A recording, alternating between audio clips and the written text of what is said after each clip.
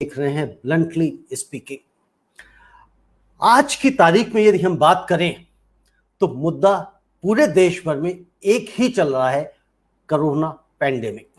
Corona pandemic में भी अभी तक हम इंजेक्शंस की लड़ाई लड़ रहे थे, अभी तक किसी दवाई की शॉर्टेज की बात कर रहे थे, वैक्सीन की शॉर्टेज की बात कर रहे थे, लेकिन अब पिछले 2-3 दिनों से अगर आप देख रहे हैं तो हर तरफ हर राज्य से यही शिकायतें आ रही हैं कि हमारे पास ऑक्सीजन सिलेंडर नहीं है, ऑक्सीजन की कमी है, यानी कि सांस लेना भी दुश्वार हो गया है। और ये क्या पिछले 1 वर्षों में, जब लास्ट ईयर कोरोना हुआ था और अब के दोबारा जो सेकेंड वेव आई है, कुछ लोग सेकेंड वेव कह रहे हैं, कुछ लोग इसको थर्ड और फोर्थ वेव भी कहते हैं, क्योंकि सितंबर में, अगस्त में भी सेकेंड और थर्ड वेव मान चुके थे। तो ये खैर डॉक्टर से डिसाइड करेंगे कि एक्चुअल में सेकेंड वेव है या थर्ड और फोर्थ वेव है। क्या इन 1 वर्षों में राज्य सरकारों ने, केंद्र सरकारों ने तैयारियां नहीं की कि कोरोना यदि वापस आया तो क्या होगा, हमें उसको कैसे अंजाम तक पहुंचाना होगा, कैसे लोगों की मदद करनी होगी? आज सुप्रीम कोर्ट ने भी बड़ी तल्ख टिप्पणी करी है। सुप्रीम कोर्ट ने यहां तक कह दिया है कि केंद्र सरकार की जिम्मेदारी है सभी राज्यों को ऑक्सीजन मुहैया कराना। उन्होंने कहा, एक कोर्ट ने यह भी कहा कि आप चोरी करें, आप भीख मांगे, आप उधार लें, कुछ भी करें, लेकिन आप लोगों को ऑक्सीजन पहुंचाएं, दिल्ली हाई कोर्ट ने कहा। इस तरह की जब टिप्पणियां आती हैं तो क्या सरकारों को अच्छा लगता होगा, या इसका वो इंतजार करते हैं, या हम ये मान लें कि केंद्र सरकार की यदि बात करें तो उन्हें लगता है कि सब चीजें मैनेज है? क्या इस बार जो हमारे सीजेआई हैं, चीफ जस्टिस ऑफ इंडिया हैं, क्या इनको रिटायरमेंट के बाद कहीं बड़े पद की लालसा नहीं है? क्यों इन्होंने इतनी सख्त टिप्पणी कर दी? या वाकई में इनका जमीर जागा हुआ है, इन्हें पता है कि नहीं, मेरी क्या पावर है और मेरी क्या जिम्मेदारी है, मुझे क्या बातें करनी चाहिए, क्या कहना चाहिए, कब तक हम आंख और कान बंद करके बैठे रहेंगे? इन्हीं सब विषयों पे हम चर्चा करना चाह रहे हैं और हम ये समझेंगे क्या यदि आने वाले 1, 2, 3, 4, 5 दिनों के अंदर ऑक्सीजन की समस्या खत्म हो जाएगी तो क्या फिर कोई नई समस्या मुंह बाके खड़ी तो नहीं हो जाएगी?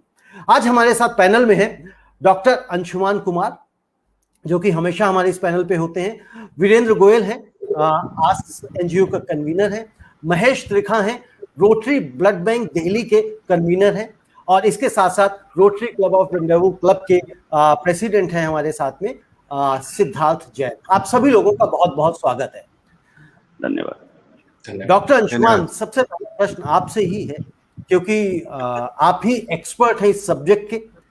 बाकी सब लोग इसमें एड ऑन करेंगे चीजों को, क्योंकि हम अगर एक्सपर्ट्स को ज्यादा मौका नहीं देंगे तो हम समझते हैं कि हम अपनी ही बातें करते रहेंगे। जो वाकई में जो सॉल्यूशंस है वो कैसे निकलेंगे, कैसे पॉसिबिलिटीज बनेंगी, इसके ऊपर हमें चर्चा करने की आवश्यकता ज्यादा है, ताकि लोगों को सॉल्यूशन मिल सके।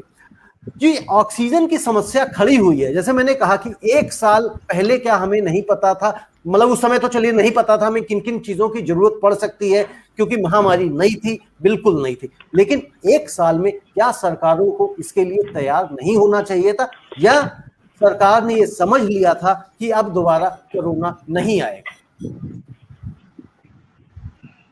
जी रविंद्र जी, आपने बात जहां शुरू की, सरकार ने क्या सोच लिया था। अगर सरकार की नीति बनाने में नीति निर्धारक और जो भी डिसीजन मेकिंग बॉडी है इतनी इनकॉम्पिटेंट है, जिसने सोच लिया कि सितंबर के महीने तक आके कोरोना के आंकड़े कम होने लगे तो अब दोबारा नहीं बढ़ेंगे, मैं इससे बिल्कुल इत्तेफाक नहीं रखता हूं कि उनको पता नहीं था। जितनी भी हिस्ट्री रही है स्पेनिश फ्लू से लेके आज तक, या कोरोना वेव में भी आप देखें, यूके जनवरी में ही समस्या हुई थी, तभी हम लोगों ने प्रिडिक्ट कर दिया था कि इंडिया में भी म्यूटेशन होगा और इंडिया में भी अप्रैल में 3 महीने हम लोग यूके से पीछे चल रहे हैं, ये समस्या होगी। तो ये समस्या पता थी आपको।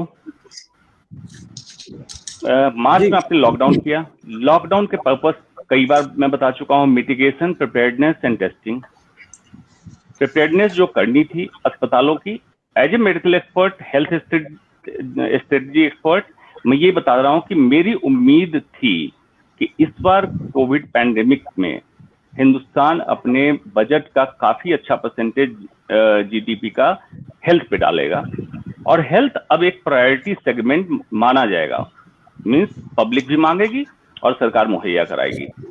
लेकिन क्या हम किस गुलामी मानसिकता के लोग, हमारी जनता, भारत के लोग हैं, जो फिर से वही झुनझुना ताली बजाने में खुश होने के लिए सबने सोच लिया था हमने विजय पा लिया, विश्व गुरु बन गए। आज हालत ये है कि ऑक्सीजन और बेड के लिए फोन डॉक्टरों के आते हैं। डॉक्टर कहां से ऑक्सीजन पैदा करे, कहां से बेड पैदा करे, आप बताइए। डॉक्टर का काम इलाज करना होता है, लेकिन सबको सहानुभूति बटोरने के लिए नेता लोग यही करते हैं। तो उन पब्लिक से मैं ये पूछता हूं, वोट देने के समय क्या आपने कभी स्वास्थ्य सेवाओं को अपनी प्रायोरिटी या अपने डिमांड में रखा था? नहीं रखा था। जो आज हालत हो गई है, उदाहरण से बताता हूं, 12 फरवरी 2020 को चाइना के रिकॉर्ड के हिसाब से हाईएस्ट केस हुए थे, 15,157 केस।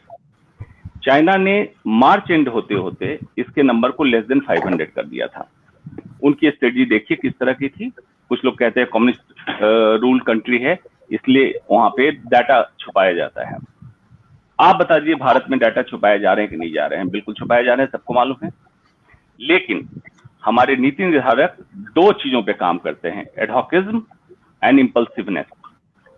आज आग लगी तब चलो कुआं खोदते हैं, इसको बुझाते हैं, तब तक आग अपने आप बुझ जाएगी।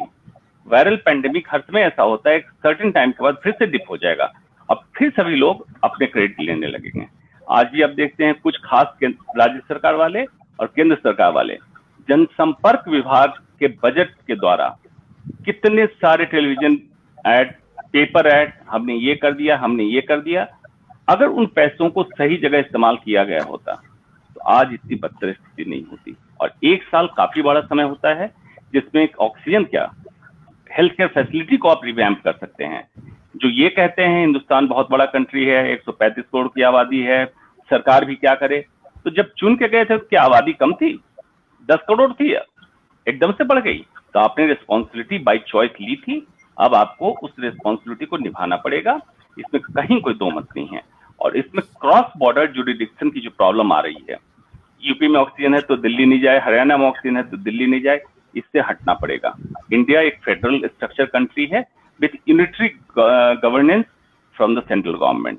Added on health is a matter of state, correct, लेकिन जब एपिडेमिक डिजीज एक्ट लग जाता है तो सेंट्रल गवर्नमेंट के पास पूरी तरह से पावर आ जाती है कि किस तरह से कंट्री के इसको एक पॉलिसी बनाए, सारे कंट्री में निर्धारित करे। ये यथावत स्थिति आज की है रविंद्र जी। लेकिन डॉक्टर अंशुमान ये बताइए, क्या अगर जैसे मैंने कहा 3-4-5 दिनों के अंदर जिस तरह से ऑक्सीजन की समस्या समाप्त हो जाएगी, तो क्या इसके बाद कोई नई समस्या इससे रिलेटेड पैदा हो सकती है क्या? बिल्कुल बिल्कुल पैदा होगी। ये वेव जिसको कहा जा रहा है, प्रैक्टिकली हम लोग वेव नहीं मानते, हम ये मानते हैं जब भी अनएक्सपोज पॉपुलेशन कोरोना के संक्रमण में आएगा फिर से ऐसी समस्या खड़ी होगी। लेकिन आज भी क्या आप बताइए कौन सी बात हो रही है ऐसी जो परमानेंट सॉल्यूशन की तरफ हम बात कर रहे हैं? उदाहरण के तौर पे देखिए, ब्रिटिश रूल ने इंडिया में जो रेल लाइन बिछाई, जो सड़कें ब्रिज बनवाए, 200 साल तक आज भी वो कारगर हैं। मतलब डिस्टेंट विजन के साथ उन्होंने काम किया था। बेशक हमारे ऊपर शासन किया, हम नाराज हैं उनसे, ब्रिटिश से, ठीक है, लेकिन हमारा जो डिसीजन आज होता है, मतलब किसी खास पार्टी का नहीं, सभी का एक हाल है, वो शॉर्ट टर्म डिसीजन होता है। कभी शांत कर लो इन लोगों को, पब्लिक नाराज ना हो, फिर से जब भिक्षुक की तरह वोट मांगने आएंगे, इन्हीं को जिताएंगे, इन्हीं को पहुंचाएंगे। तो ये तो सोचना ही चाहिए कि ये लास्ट है, ऑक्सीजन की आपूर्ति आपने कर दी, समस्या खत्म हो गई। हेल्थ केयर हिंदुस्तान का वेंटिलेटर पे चला गया है और पूरा हिंदुस्तान, एक जन नहीं, पूरा हिंदुस्तान गैस कर रहा है ऑक्सीजन के लिए। ये स्थिति है और अब भी अगर नहीं तैयारी कर पा रहे हैं तो मैं तो समझता हूं कि फिर राम भरोसे हिंदू होटल जो मुहावरा है, गुड गवर्नेंस की बात ना करें, गॉड गवर्नेंस की बात करें। जब भगवान ही गवर्नेंस करे, अब गुड गवर्नेंस की बात मत करें। इलेक्शन, लेजिस्लेशन, जुडिशरी, एग्जीक्यूटिव सारे फेल होते दिख गए हैं। एक्ट ऑफ गॉड, हमारी वित्त मंत्री ने कहा भी है कुछ मसलों पे कि act of God. Virendra Goyal ji, जब हम बात करते हैं, अभी जिस तरह से हरियाणा के जो स्वास्थ्य मंत्री हैं उन्होंने कहा कि हम दिल्ली को या किसी और राज्य को ऑक्सीजन तब देंगे जब पहले हमारे राज्य में उसकी कमी पूरी हो जाएगी। जब हमें लगेगा कि अब हमें हमारी कमी पूरी हो गई, अब हमें जरूरत नहीं है, तभी हम उस बढ़ी हुई ज्यादा ऑक्सीजन को हम दूसरे राज्यों को देंगे। इसके ऊपर भी पॉलिटिक्स हो रही, बहुत सारे लोग क्वेश्चन मार्क लगा रहे हैं कि ऐसा कैसे है, तो ऑक्सीजन पे सभी का समान अधिकार है देश में, ब्ला ब्ला ब्ला। लेकिन क्या आपको याद है, या हम इसी मुद्दों पे बहुत सारे लोग ये भी कह रहे थे कि भाई वैक्सीन जो है उसके ऊपर सबसे पहले देश का अधिकार होना चाहिए, विदेशियों को बाद में देना चाहिए, विश्व को बाद में देना चाहिए। तो यदि एक प्रदेश के स्वास्थ्य मंत्री ने ऐसा फैसला ले लिया है तो क्या ये फैसला गलत है? रविंद्र जी, ये फैसला गलत ही नहीं है। ये फैसला नीतिगत तरीके से भी, प्रिंसिपली भी, हर तरीके से गलत है, अनैतिक फैसला है। आज देश में नेशनल इमरजेंसी है, नेशनल क्राइसिस है। इन सरकार का, मैं इनकी बुद्धि पे मुझे तरस आता है रविंद्र जी, जहां पर ये नारे लगाते हैं वन नेशन वन टैक्स, एक राष्ट्र एक संविधान, एक राष्ट्र एक निशान। उसके कहने के बावजूद आज अगर हरियाणा से ऑक्सीजन के ट्रक्स अगर नहीं आ सकते हैं दिल्ली, या दूसरे प्रदेश में नहीं जा सकते हैं वाइसे वर्सा, तो इससे बड़ा दुर्भाग्य कुछ नहीं हो सकता। ये फैसला गलत ही नहीं है। I treat it as a criminal act. अगर आप मेरे दिल की आवाज सुने, आज मन व्यथित है। मैं समझता हूं रविंद्र जी, जीवन में इतनी निराशा शायद मुझे कभी नहीं हुई जितनी पिछले 2 दिन से है। मन व्यथित है, लोग मर रहे हैं ऑक्सीजन के लिए। हम बात करते हैं 5 ट्रिलियन इकोनॉमी की, और आज हमारा देश ऑक्सीजन के लिए जा रहा है। हम सुप्रीम कोर्ट से गुहार लगा रहे हैं, हाई कोर्ट ये बोल रहा है कि आप चोरी करके लाइए, डाका डाल के लाइए, आप कुछ भी करिए, आप ऑक्सीजन सप्लाई करना आपकी जिम्मेदारी है। हम 21वीं शताब्दी पे एक डेवलप्ड नेशन की बात कर रहे हैं, हम कहाँ पहुंच गए हैं। ये एक भयावह स्थिति है। आज मैं समझता हूं डॉक्टर अंशुमन की हमें राय ध्यान से ज्यादा सुननी चाहिए। मैं तो एक आम नागरिक के नाते जो व्यथा मैं महसूस कर रहा हूं सवेरे 6 बजे से लेकर रात के 12 बजे तक, मैं तो उसको सामने रख सकता हूं आपके दर्शकों के जानकारी के लिए। ये कोई भी चीज कोई छुपी नहीं है, पूरे देश को पता है, पूरे वर्ल्ड की मीडिया कवर कर रही है, हाहाकार मचा हुआ है। लेकिन इस संवेदनहीन सरकार का जितना बखान किया जाए उतना कम है कि आज भी ये राज्यों के चुनाव को जीतने में लगे हैं। इन्होंने पूरे भारतवर्ष की जनता को उनके हाल पर मरने के लिए छोड़ दिया है। फिलहाल तो चलिए, मोदी जी ने, शाह साहब ने रैली जो अपनी होने वाली थी बंगाल में निरस्त कर दी हैं, और अब वो बैठकें ले रहे हैं, तो उम्मीद है रिजल्ट भी हम जल्दी देखेंगे। महेश त्रिखा जी, जो सिचुएशन अभी चल रही है, एक तो इसमें प्लाज्मा की भी बड़ी डिमांड आ रही है कि भाई लोगों को प्लाज्मा चाहिए, कुछ इंजेक्शंस चाहिए। तो इसमें जो आपका ब्लड बैंक है वो किस तरह से सक्रिय रूप से इसमें भागीदारी कर सकता है या कर रहा है? नमस्कार। ये तो आई थिंक सभी के सभी हम लोग ऑफ गार्ड पकड़े गए हैं। शायद हमें सब लोगों को ओवर कॉन्फिडेंस था कि कोरोना के ऊपर हमने बहुत अच्छी जीत खेली है, और डाटाज भी बार बार ही कह रहे थे कि यस, इंडिया ने जैसे किया है वैसे किसी ने नहीं किया। और उसमें मेरे को लगता है केयरलेसनेस गवर्नमेंट की तरफ से तो हुई होगी, हमारी पब्लिक की तरफ से भी बहुत ज़्यादा हुई है, बिकॉज हमने उनकी वार्निंग्स पे ध्यान नहीं दिया। दूसरे देशों से जो हमें खबरें आ रही थी कि ये दोबारा आ रहा है, उस पर ध्यान नहीं दिया। एंड हम अपने सब फंक्शन सब जगह बिल्कुल नॉर्मल होते गए। अब सिंस ये एकदम से शुरू हुआ, और शायद त्रिखा जी, मैं एक काउंटर क्वेश्चन आपसे इसी के साथ में करना चाहूंगा। जैसे आपने कहा कि भाई पब्लिक ने ध्यान नहीं दिया, पब्लिक फंक्शंस करने लग गई, इन सब फंक्शंस करने की छूट किसने दी और फंक्शंस को ब्लॉक किसने किया था, ये भी मैं आपसे समझना चाहूंगा। जनता को इजाजत दी गई कि आप फंक्शंस करें, आप चुनाव रैलियों में आए, भीड़ में आए, तभी तो वो चुनाव रैलियों में गए। जब जनता को इजाजत दी गई तभी तो कुंभ में वो लाखों की संख्या में जाके इकट्ठे हुए। एक्चुअली आप अगर पिछला साल देखो तो काफी फ्रस्ट्रेटिंग रहा। तो ऑलमोस्ट 1 साल बीत गया, ना स्कूल खुले ना कॉलेज खुले, कुछ भी नहीं हुआ। और जैसे जैसे कोरोना कम हुआ और इकोनॉमी डाउन होती गई, वो शायद एक गवर्नमेंट का कंपल्शन होएगा कि ओपन अप करने के लिए। और हम लोगों की जिम्मेवारी ये थी कि शायद हम थोड़ा संभल के चलते, मगर ये सब नहीं हुआ और आज हम ऑफ गार्ड हैं। हमारा जो प्लाज्मा सेंटर है, जो ब्लड बैंक से प्लाज्मा सेंटर पे आया, उसमें अब एक भी प्लाज्मा नहीं है, एक भी डोनर नहीं आ रहा। डोनर हॉस्पिटल्स में जाने के लिए घबरा रहा है। 45 to 60 ईयर्स के लोगों को वैक्सीन लग चुकी है, वो एलिजिबल नहीं रहे। तो इस टाइम प्लाज्मा की हालत तो बहुत ही खराब है। ऑक्सीजन छोड़िए, वो भी गलत साइड पे चल रही है, कुछ भी नहीं रहा। But as far as the plasma is concern, इसमें इतनी ज्यादा प्रॉब्लम आ गई है कि डोनर बोलता है कि उसके घर में आ गया ये इतनी तेजी से बढ़ा है। पहले एक फैमिली में शायद 1 या मैक्सिमम 2 लोग होते थे, अब हमने देखा है, सुना है, इनफैक्ट मेरे घर में भी कोरोना आ चुका है।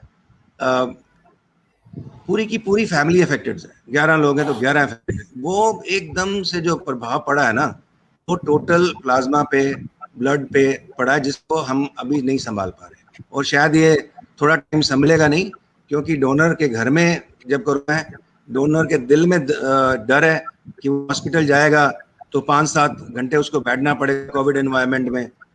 और तो हम कुछ आउट ऑफ द बॉक्स सोचने की कोशिश कर रहे हैं। आउट ऑफ द बॉक्स सोच नहीं पा रहे हैं, क्योंकि डोनर ही डरा हुआ है, उसे ही डर लग रहा है कि वो अगर जाएगा 5-6 घंटे वो एक्सपोजर अपना देगा वहां पे कोविड पेशेंट के साथ में, तो शायद उसे भी दोबारा कहीं ना हो जाए। हम आउट ऑफ द बॉक्स जब नहीं, मैं 1 मिनट पूरा करना चाहूंगा इसको। आउट ऑफ द बॉक्स हम सोच रहे हैं कि हम पे डोनर के यहाँ जाके प्लाज्मा की बात कर सकें, उसका क्या लीगल इम्प्लीकेशंस वगैरह उसको हम देख रहे हैं। एंड वी विल, हम काम करने की कोशिश कर रहे हैं। सिद्धार्थ जी हैं इसके बारे में, आगे वो ज्यादा बता सकेंगे। तो ये हमारी एक बात हो रही है, आउट ऑफ द बॉक्स जाएं। थैंक यू सिद्धार्थ जी। महेश त्रिखा जी और आप लोग शायद दोनों लोग मिलकर कह रहे हैं कुछ करना चाह रहे हैं एक साथ में, क्या है थोड़ा बताएं वो। रविंद्र जी, डॉक्टर अंशुमान को भी समझेंगे कि उनको उन चीजों को कैसे किया जा सकता है, प्रैक्टिकली कितना पॉसिबल है। रविंद्र जी, पहले मैं आपको धन्यवाद देना चाहूंगा, क्योंकि मैं एक ऐसा प्लेटफॉर्म चाह रहा था जहां पर मैं डोनर्स को आमंत्रित कर पाऊं।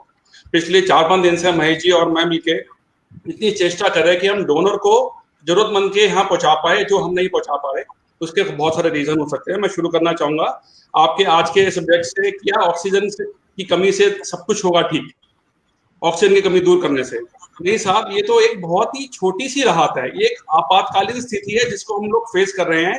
हम यहाँ तक क्यों पहुंचे, उस सब के रीजन डॉक्टर अंशुमन जी, वीरेंद्र जी बता चुके हैं। तो ये तो एक इमीडिएट रिलीफ देने के लिए 2, 4, 5, 10 दिन, 15 दिन जो पॉलिसी सरकार की होती है, हम ऑक्सीजन दे पाते हैं, उसी से राहत मिलेगी। लेकिन ये एक लॉन्ग टर्म कोरोना का सोल्यूशन नहीं है। जैसा महेश जी ने बताया, पहले ऑक्सीजन जरूरत है, उसके बाद हमें प्लाज्मा की जरूरत है। अब प्लाज्मा क्यों नहीं मिल पा रहा, उसके 2-3 कारण हैं। एक तो कोई हमारी गवर्नमेंट की पॉलिसी नहीं है प्लाज्मा लेने की। आप बताइए, आपने कोई पॉलिसी सुनी इतने दिनों में, 1 साल में? जब से कोरोना हुआ है, कोई पॉलिसी आई है गवर्नमेंट की? ऐसा पॉलिसी होनी चाहिए, इतना खर्चा होना चाहिए, टेस्टिंग की इतनी कॉस्ट होनी चाहिए, प्लाज्मा कलेक्शन सेंटर्स बनने चाहिए। आज रोटरी ने प्लाज्मा बैंक बना लिया, छोटे मोटे मोहल्लों में बन रहे हैं, एक हॉस्पिटल में बना लिया ILBS ने। क्या ये पर्याप्त है 100 करोड़ की जनता की आबादी को संभालने के लिए? और ये सब हम बात करें दिल्ली में बैठ के, क्या बिहार में हमारे भारतवासी नहीं रहते, क्या उड़ीसा में नहीं रहते? तो 1 साल में गवर्नमेंट की कोई पॉलिसी नहीं थी प्लाज्मा इकट्ठी करने की या ऑक्सीजन की पर्याप्त मात्रा प्रोवाइड करने की। मैं अंशुमन जी की और वीरेंद्र जी की बात को बार बार नहीं दोहराऊंगा। देखिए, सारा सिस्टम मैकेनिज्म फेल रहा है पिछले 1 साल में।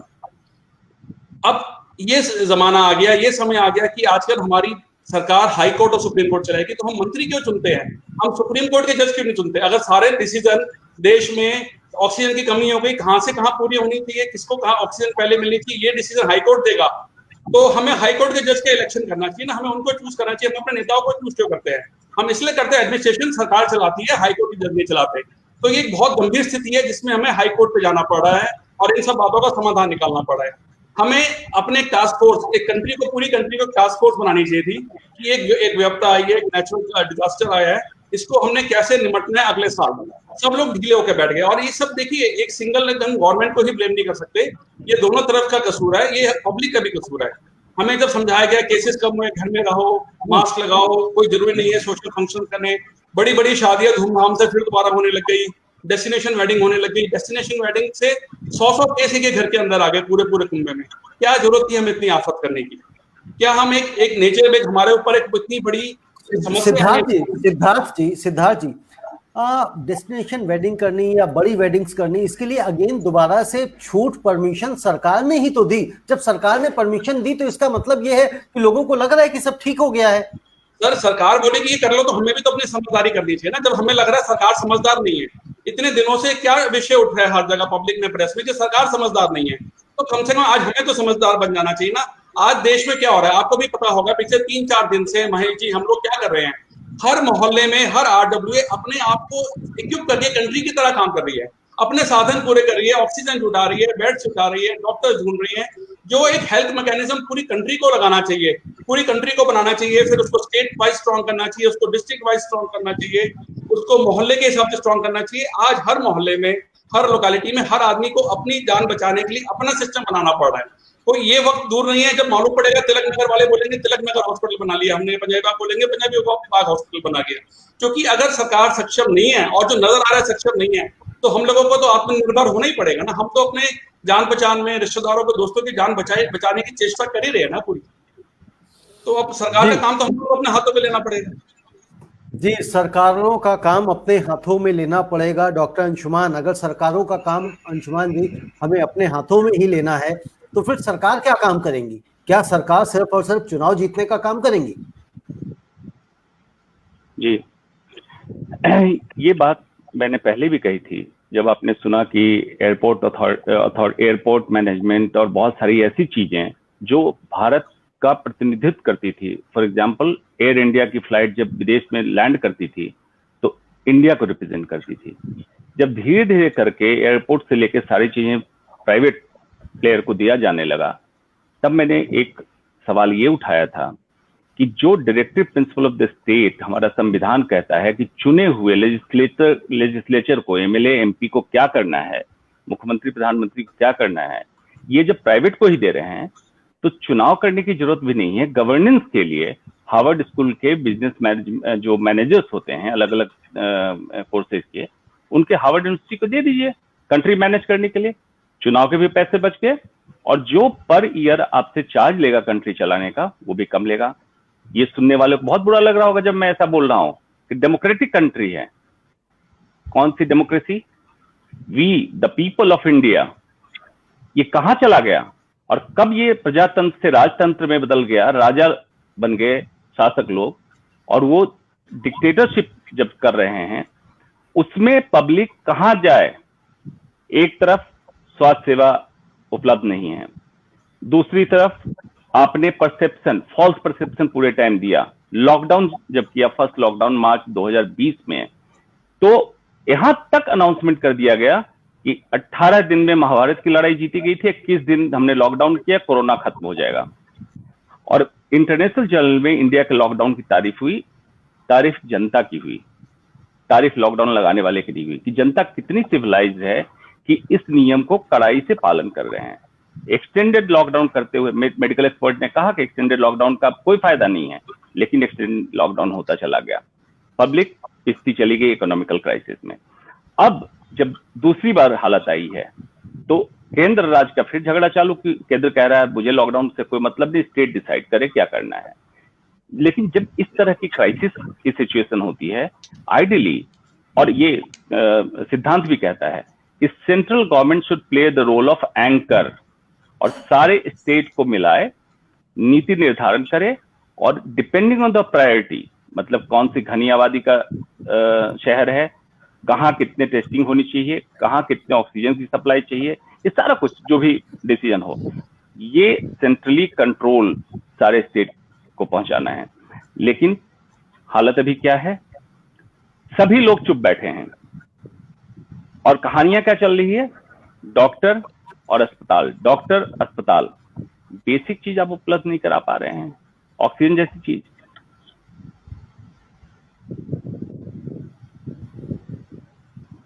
जी, डॉक्टर अंशुमान, एक चीज और बताएं मेरे को कि जिस तरह से अस्पताल बनाए जा रहे हैं, कोई 5,000 बेड का बना रहा है, कोई 10,000 बेड का बना रहा है, तो ये सब चीजें, बेड तो लग जाएंगे, हो सकता है वेंटिलेटर्स भी लग जाएं, लेकिन वहां उन पेशेंट्स का जो वहां पे आएंगे उनका ट्रीटमेंट कैसे होगा? क्या इतनी तादाद में हमारे पास डॉक्टर्स की व्यवस्था है? बिल्कुल नहीं है, बिल्कुल नहीं है। न इन्होंने तैयारी की, न व्यवस्था है।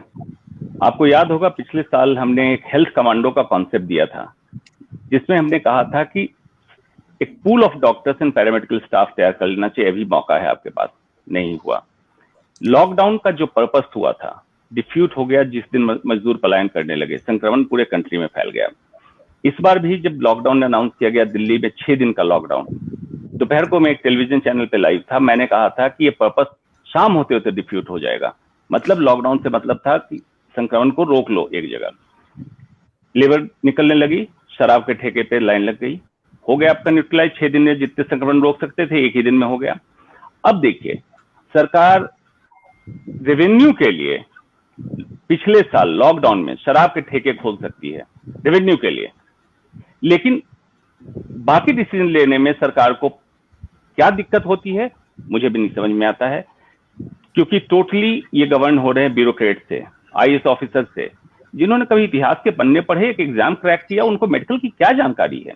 मेडिकल में 2+2 4 नहीं होता है, और शायद इसीलिए 12th के कोर्स में डॉक्टरों को जो मेडिकल लीग में जाना चाहते हैं मैथमेटिक्स नहीं पढ़ाया जाता, मेडिकल साइंस इतना सिंपल नहीं है। तो हालत ये है कि एवरी डे हर डॉक्टर को, मेरे पास तो कम 100-150 कॉल आती हैं, ऑक्सीजन बेड, ऑक्सीजन बेड।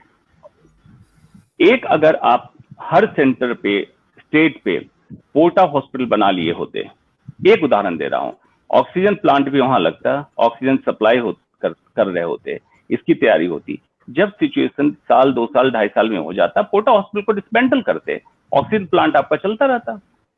लेकिन ये स्थिति आएगी, इनको पता था, मैं इससे बिल्कुल इत्तेफाक नहीं, इनको पता नहीं था, आइडिया था, लेकिन इसको लाइटली लिया गया क्योंकि तब तक चुनाव का सब कुछ चल रहा था। दूसरी चीज क्या हुई, सब लोगों को यही लगा कि लॉकडाउन से कोरोना का जब इलाज था, अब अनलॉक की प्रक्रिया शुरू हो गई, मतलब कोरोना खत्म हो गया। तो पब्लिक ने जब आपकी बात मानी लॉकडाउन की, तो अनलॉक की भी मानेगी। उसके बाद कई लोगों ने मुझसे पूछा है कि अगर कोरोना इतना खतरनाक है तो मोदी जी, अमित शाह बाय नेम पूछा कि चुनावी रैली इतने भीड़ में जाते, मास्क नहीं लगाते हैं, तो उनके पास क्या एडवाइजर की कमी होगी? इसका मतलब कोरोना खतरनाक नहीं है। कुंभ स्नान की आपने बात कही, उसमें भी यही हुआ। दाद दे रहे थे कि हमने 21.5 लाख टेस्ट करके तब कुंभ में एंट्री दी है। देख लीजिए उसका किस तरह से ब्लास्ट हुआ। अभी जो मजदूर पलायन हो रहे हैं, डबल म्यूटेंट वायरस का किस तरह संक्रमण पूरे देश में फैलेगा, मतलब पूरी तरह से मकर जाल में उलझा के रख दिया है सिस्टम को। इसमें मेजर एक क्रांति की जरूरत है, लेकिन अफसोस बस मुझे ये कहना पड़ रहा है, हिंदुस्तान की जनता कभी क्रांति नहीं कर सकती है। मुगलों के द्वारा क्रश की गई, चुप बैठे रहे, ब्रिटिशर्स ने क्रश किया, चुप बैठे रहे। आज हमारे हिंदुस्तानी ही पोस्ट पे बैठ के क्रश कर रहे हैं, हम चुप बैठे हैं, तो हमारी स्थिति यही रहेगी। हमारी स्थिति यही है। डॉक्टर अंशुमान, एक क्वेश्चन और, जो भी ये बात कर रहे थे सिद्धार्थ जी कि भाई हम प्लाज्मा जो है डोनर के घर जाके ही ले आए, लेकिन सवाल ये, जब अभी उस दिन हमने आपके साथ चर्चा करी थी तो आपने भी कहा, कुछ और एक्सपर्ट्स, मेडिकल एक्सपर्ट्स कह रहे हैं कि प्लाज्मा भी कोरोना के लिए कारगर नहीं है, रेमडेसिविर भी कारगर नहीं है। तो ऐसी सिचुएशन में यदि हम प्लाज्मा की बात करें, वहां डोनर के पास लेने जाए भी, तो क्या उसमें इम्प्लीकेशंस हैं वो बताएं, और फिर प्लाज्मा के पीछे हम भाग क्यों रहे हैं? डॉक्टर्स क्यों कहते हैं कि भाई प्लाज्मा चाहिए? जी, हिंदुस्तान अवैज्ञानिक परिकल्पना से भरा हुआ देश है। पिछले साल आपने सुना होगा हाइड्रोक्सीक्लोरोक्विन जो मलेरिया की दवा है, उससे कोरोना का इलाज चलने लगा और काफी पॉपुलर हुआ, काफी दवाइयां भी की। आज भी इनकी सरकार की नीति के हिसाब से डॉक्सीसाइक्लिन, एजिथ्रोमाइसिन, आइवरमेक्टिन सारी चीजें चल रही हैं, जिसका कहीं कोई रोल नहीं है। रेमडेसिविर आपने देख लिया कितनी लंबी कतारें लगती हैं, ब्लैक मार्केटिंग हुई, और अभी फिर से उसको ड्रग कंट्रोल के हाथ में दिया गया, जिसका कि एस्टैब्लिश हो गया, न तो आईसीयू के स्टे को कम कर रहा है रेमडेसिविर, न मौत के आंकड़े को कम कर सकता है। तो मतलब इसका टेक्निकल का सीधा मतलब ये हुआ, रेमडेसिविर इफेक्टिव नहीं है। प्लाज्मा थेरेपी, जो कोविड के मरीज अति गंभीर हालत से रिकवर हुए हैं उनके शरीर में एंटीबॉडी रहता है। ये एक हाइपोथेसिस होती है मेडिकल में, जिससे हम सोचते हैं ये एंटीबॉडी देंगे वायरस को न्यूट्रलाइज कर देगा, लेकिन एट द सेम टाइम ये एंटीबॉडी अपने इनसाइड बॉडी के इम्यून सिस्टम को एक्टिवेट नहीं होने देता है, और एंड रिजल्ट ये होता है प्लाज्मा थेरेपी भी इफेक्टिव नहीं है। लेकिन उसको भी दिल्ली के मुख्यमंत्री ने एक प्रचार का मुद्दा बनाया और plasma therapy first time in India करके लॉन्च करके ये दिखाया कि दिस इज द सॉल्यूशन। ये सॉल्यूशन नहीं था, आपको बेसिक एक ऑक्सीजन सप्लाई, ऑक्सीजन चेक करने का मॉनिटर और एक बेड, ये इंतजाम करना था। 25 से 30 हजार बेड हर कोने पे दिल्ली ऐसे हर शहरों में बनाया जाता, वो बेहतर उपाय था। कारण क्या है, 100 लोग अगर संक्रमित हो रहे हैं तो 70 को इलाज की जरूरत नहीं है, माइल्ड है। जिनको इलाज की जरूरत है उसमें लेस देन 1% को वेंटिलेटर की जरूरत है। तो ऐसा कौन सा इसमें रॉकेट साइंस अब रहा है जो आप विजन नहीं है आपके पास, देख नहीं पा रहे हैं या करेक्ट नहीं कर पा रहे हैं? मेरे समझ से तो परे है। आपकी समझ से तो परे है। ये एक अनुभूति ट्रस्ट थे, इनका एक कमेंट था, उत्तर प्रदेश के फैजाबाद जिले में ऑक्सीजन किस मरीज को देना है और किसे नहीं देना है ये जिला अधिकारी महोदय निर्णय ले रहे हैं। डॉक्टर लोगों का अधिकार लेने का हक नहीं है वहां पे। बताइए अब इन चीजों के लिए भी जिला अधिकारी कर।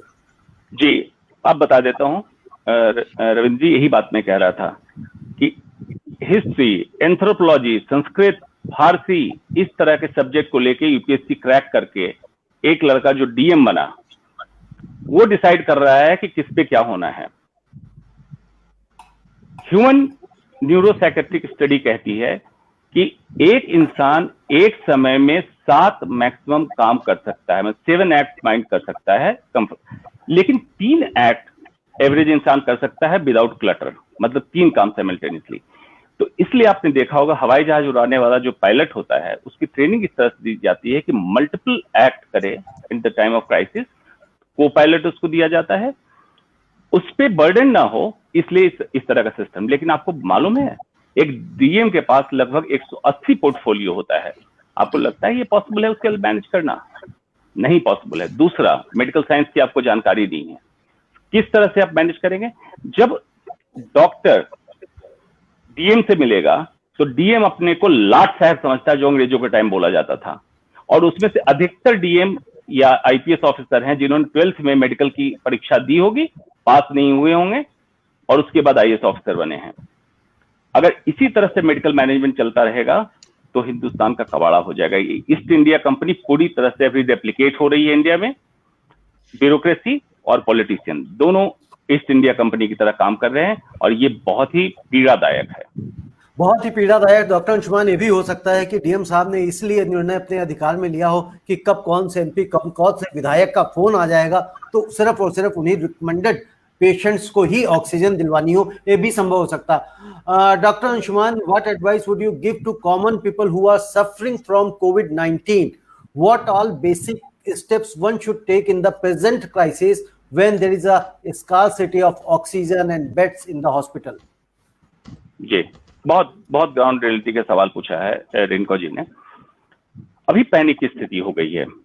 जिस तरह से इसको हाईलाइट किया गया, रेमडेसिविर, ऑक्सीजन, बेड, ये पैनिक की स्थिति बन गई। सबसे पहला काम जो दर्शक सुन रहे हैं, पैनिक ना करें। देखिए, कहना आसान है, पैनिक होता है। क्यों ना करें मैं बता रहा हूं। अगर कोविड सिम्टम आपको आए या कोविड टेस्ट पॉजिटिव आया, आज हर इंसान के संपर्क में कोई ना कोई डॉक्टर है। 3 काम आप कीजिए। अपना टेम्परेचर, थर्मोमीटर घर पे होता है, नापिए, 4 घंटे पे चार्टिंग कीजिए। पल्स ऑक्सीमीटर छोटी सी मशीन है, पल्स रेट नापिए और SpO2 लेवल का नापते रहिए। अगर आपका सैचुरेशन, ऑक्सीजन सैचुरेशन 95 से ऊपर चल रहा है, आपको भर्ती होने की जरूरत नहीं है। हाँ, फिजिशियन के संपर्क में इसलिए रखना है। एक कंडीशन होती है हैप्पी हाइपोक्सिया सिंड्रोम। इंसान को लगता है मेरा ऑक्सीजन लेवल ठीक चल रहा है, लेकिन सडनली उसका ऑक्सीजन ड्रॉप करता है, उसको पता नहीं चलता है और उसकी जान चली जाती है। इसलिए इसको मॉनिटर करते रहिए, डॉक्टर के संपर्क में रहिए, बेवजह की दवाइयां मत लीजिए, ओवर द काउंटर मेडिसिन मत लीजिए। और अगर इस तरह से पब्लिक करे अपने आप को, उसमें हो क्या रहा है जो ग्राउंड रियलिटी में, कि लोगों को सोर थ्रोट हुआ, एलर्जिक हुआ, या कभी कुछ लोगों को साइकोलॉजिकल लग रहा है कि इतना कोरोना फैला शायद मुझे भी हो गया, ये टेस्ट कराने इंसान पहुंच जाता है अस्पताल, अभी तक कोरोना नहीं था, वहां से संक्रमण लेके घर लौटता है। तो बेवजह अस्पताल ना जाएं, अगर बहुत सीरियस बीमारी का इलाज चल रहा है तो अपने डॉक्टर से संपर्क करके जाएं। मैं चाह रहा हूं कि जो एटलीस्ट कोरोना संक्रमित ना है वो फर्दर ना हो, और जो हो चुके हैं अगर माइल्ड सिम्टम हो तो अपने आप को बचाइए, उसको अति गंभीर रूप ना लेने दीजिए, वही एक सॉल्यूशन है। वही एक सॉल्यूशन है। महेश जी, मैं आपके पास वीरेंद्र गोयल जी के पास आ रहा हूं, के बाद आ रहा हूं। वीरेंद्र जी, लास्ट टाइम पे जब जो अपोजिशन पार्टी है, इसको एक राजनीतिक मुद्दा बनाने की जब बात चलती है, कोई भी मुद्दा होता है हमारे देश में, राजनीतिक मुद्दा अपने आप बन जाता है, चाहे वो सामाजिक हो चाहे कैसा भी हो। जब कोरोना हुआ, कोरोना फैला, तब ये कहा गया नमस्ते ट्रंप के कारण कोरोना फैल गया। अब कहा जा रहा है कि जो कोरोना दोबारा से फैला है ये चुनावों और कुंभ के कारण फैल गया है, यानी कि सरकार को ही जिम्मेदार ठहराया जा रहा है। कितना सही मानते हैं आप इसे? रविंद्र जी, हाथ कंगन को आरसी किया, पढ़े लिखे को फारसी किया। मैं समझता हूं हमारे इस एलीट पैनल पे जितने भी मेहमान बैठे हैं और आपके दर्शक सभी एक सुर में इस बात का अनुमोदन करेंगे कि जो दो तथ्य आपने पेश किए, इन तथ्यों के आधार पर अगर कोई निष्कर्ष निकाला जाए तो आपका निष्कर्ष 100% सत्य है। नमस्ते ट्रंप में भी अगर आप याद करें तो लीडर ऑफ अपोजिशन की पार्टी के एक बड़े नेता ने आगाह किया था कि अगर आप नमस्ते ट्रंप करेंगे तो ये कोरोना फैलेगा। उनका उपहास किया गया, उनका मजाक उड़ाया गया और अल्टीमेटली उस एक गलती से ये भयावह स्थिति पैदा हो गई। इसी प्रकार से जब अभी कुंभ के प्रति भी आज ये डॉक्टर साहब बैठे हुए पैनल पे, इन्होंने टाइम पे और ऐसे पूरी डॉक्टर फेटर्निटी ने सबने आगाह किया पूरे देश को। मैं महेश जी की एक बात से इत्तेफाक नहीं रखता हूं, उन्होंने कहा था कि जनता ने भी लापरवाही की है। जनता की लापरवाही को हम जिम्मेदार नहीं ठहरा सकते जब हमारे नेता जो आके कहते हैं 2 गज दूरी, मास्क है जरूरी, वो खुद जाकर के 5 लाख की भीड़ को बिना मास्क लगाए सबको साथ में लेकर के अगर रैली एड्रेस करते हैं तो जनता उनको फॉलो करती है। वो हमारे लीडर हैं। एक तरफ तो वो एक्सपेक्ट करते हैं कि उनका कहा हुआ वाक्य ब्रह्म वाक्य बन जाए और उसको अक्षरशः माना जाए, तो जनता तो इनडायरेक्टली भी तो उसको मानती है। तो मैं इसमें जनता का दोष नहीं मानता हूं, मैं इसमें पूरी तरीके से आपकी बात से सहमत हूं। इसमें सरकार ही दोषी है, उनकी संवेदनहीनता है। न जाने इलेक्शंस दर इलेक्शन कराने की क्या जल्दी है। अगर ये महामारी है, हमने डिक्लेयर कर रखा है, मैं समझता हूं बेहतर होता कि इलेक्शन प्रोसेस को पोस्टपोन कर दिया जाता, कोई आफत नहीं आ जाती। रविंद्र जी, पहले हम अपने देशवासियों की सुरक्षा करते। हार जीत तो जीवन में लगी रहती है, इलेक्शन तो हम बाद में भी करके जीत सकते हैं। जब आप अगर आश्वस्त है अपनी जीत के बारे में तो उतनी घबराहट क्यों?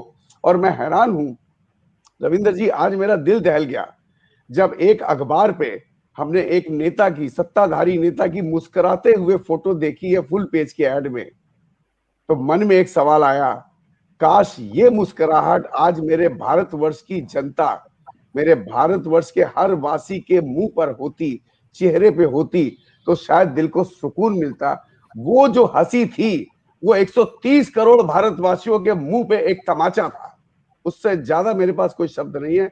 मन में आक्रोश है रविंद्र जी, और मैं इस सरकार की संवेदनहीनता से पूरी तरह से खिन्न होते हुए एक बात कहना चाहता हूं, अभी भी कुछ नहीं बिगड़ा है।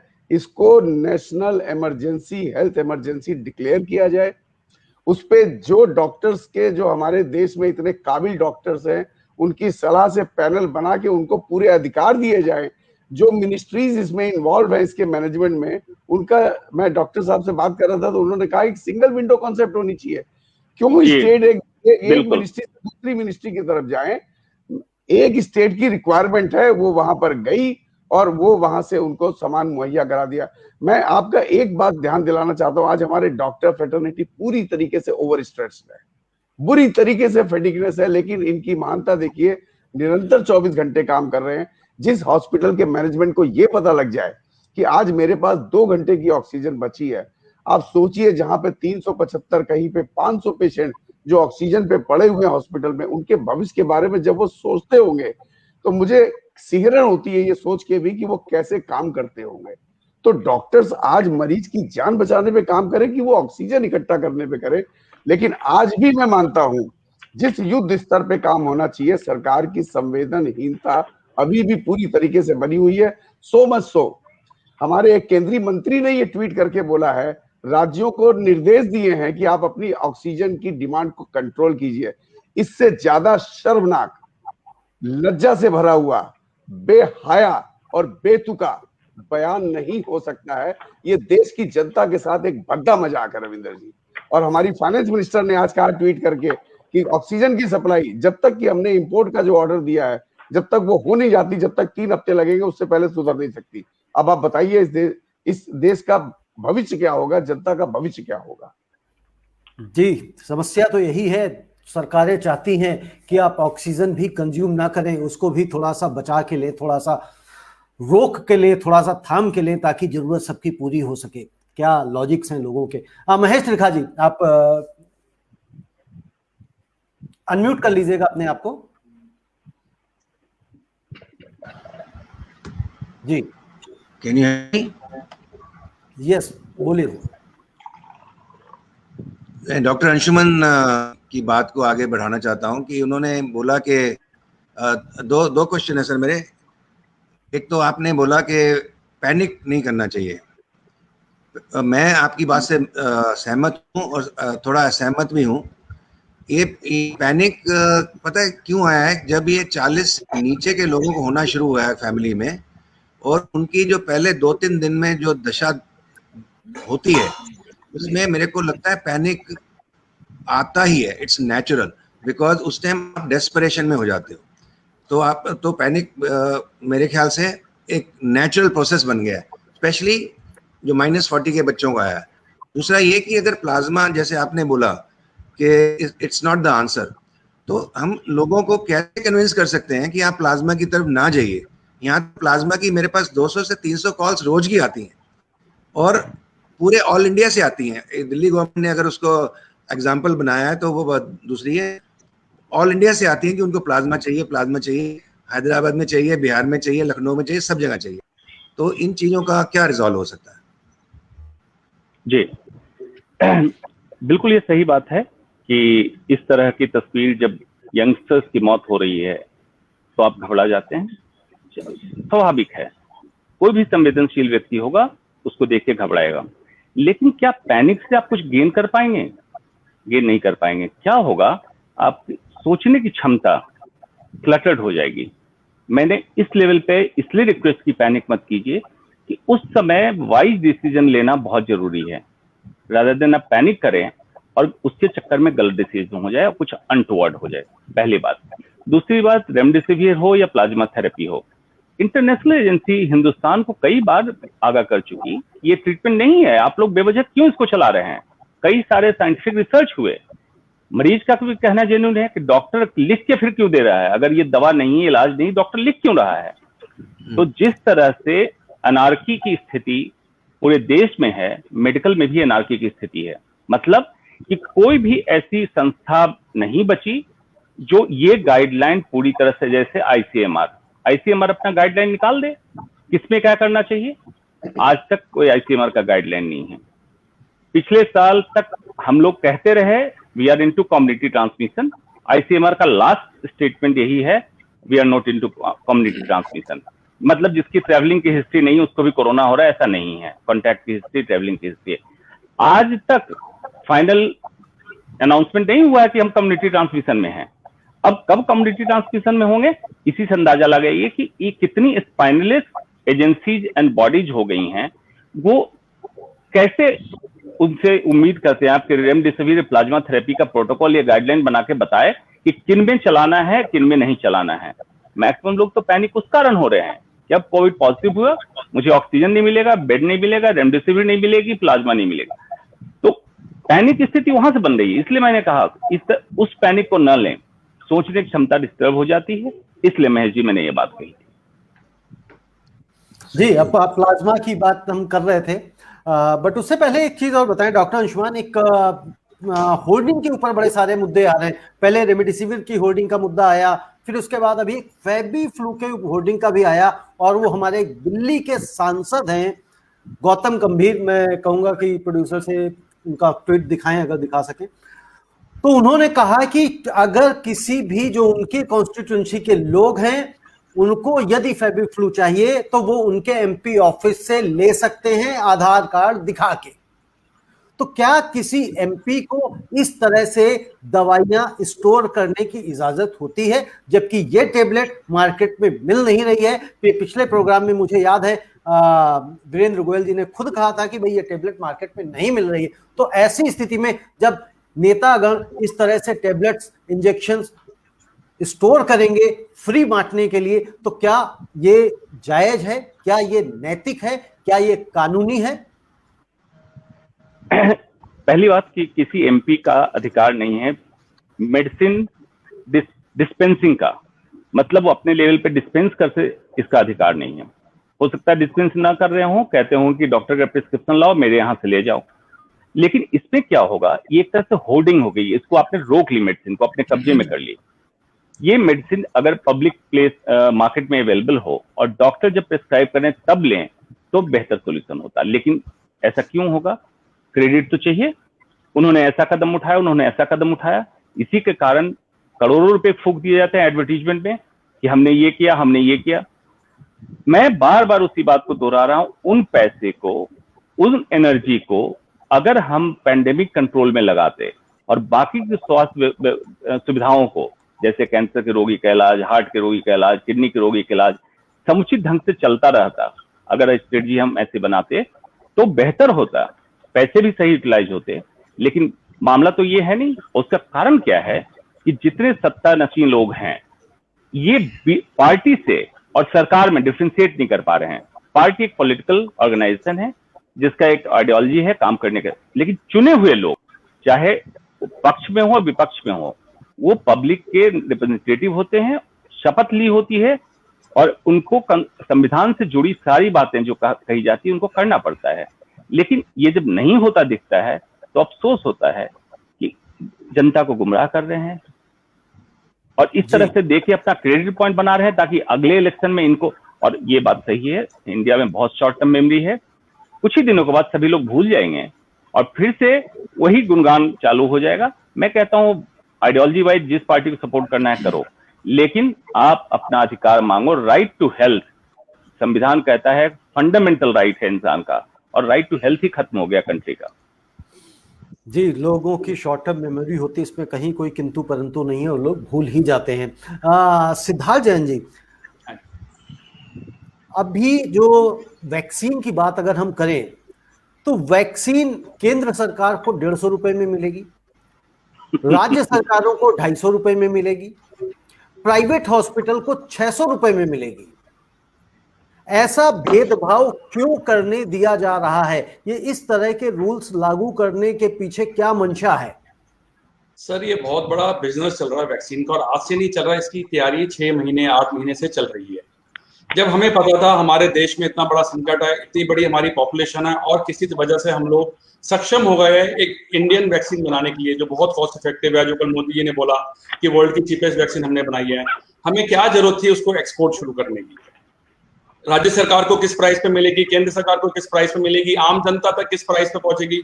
मुझे तो ये सुनने में आया प्राइवेट हॉस्पिटलों में वो 1250 रुपए में मिलेगी किसी को भी। तो ये भेदभाव नहीं होना चाहिए, क्योंकि चाइना जैसी कंट्री में मुझे सुनने में आया कि सबको, हर पूरी पॉपुलेशन को वैक्सीन फ्री ऑफ कॉस्ट लगी, और उनको बहुत ताजुब हुआ है जानकर जब मैंने बताया कि हमें वैक्सीन के 800 रुपए या 600 रुपए देने पड़ रहे हैं।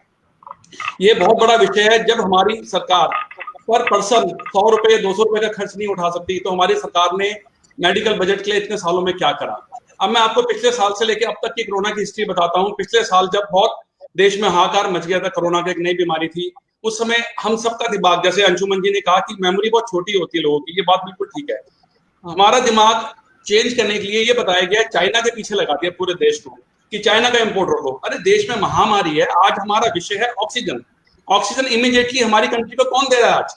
ठीक है, हमारे अपने लोकल प्लांट्स तो दे रहे हैं, लेकिन क्या आपको पता है चाइना से कितनी बड़ी क्वांटिटी में ऑक्सीजन कॉन्सेंट्रेटर्स आ रहे हैं?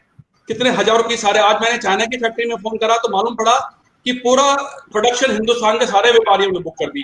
अगर खुदा ना खास्ता मोदी जी या हमारी सरकार पिछले साल चाइना के इंपोर्ट पे बिल्कुल 100% बैन लगा देते, तो आज तो हमारे पास उम्मीद है 2 दिन बाद सांस लेने की, वो भी नहीं रहती। जो हमारा फंडामेंटल राइट है सांस लेने का, ऑक्सीजन लेने का, जो नहीं मिल रहा आज, वो बिल्कुल भी नहीं मिलता अगर हम एक गलत डिसीजन, पॉलिसी डिसीजन पॉलिटिक्स की वजह से पिछले साल ले लेते। पब्लिक को खुश करने के लिए चाइना का दीपक मत जलाओ, चाइना का दीपक मत जलाओ, यहाँ ऑक्सीजन भी हमारी चाइना दे रहा है। तो हमें दूसरी बात मैं बहुत जरूरी कहना चाहूंगा, जैसे एक फ्लाइट, एक एयरक्राफ्ट होता है, उसका पायलट जो कप्तान होता है, उसके पास कुछ न्यायिक पावर्स होती है, जो डिसीजन ले सकता है, वो अरेस्ट भी कर सकता है किसी पैसेंजर को मिसबिहेव करे। मेरे ख्याल से इस इमरजेंसी को देखते हुए डॉक्टर्स को हमें एक स्पेशल न्यायिक पावर देनी चाहिए डिसीजन लेने की।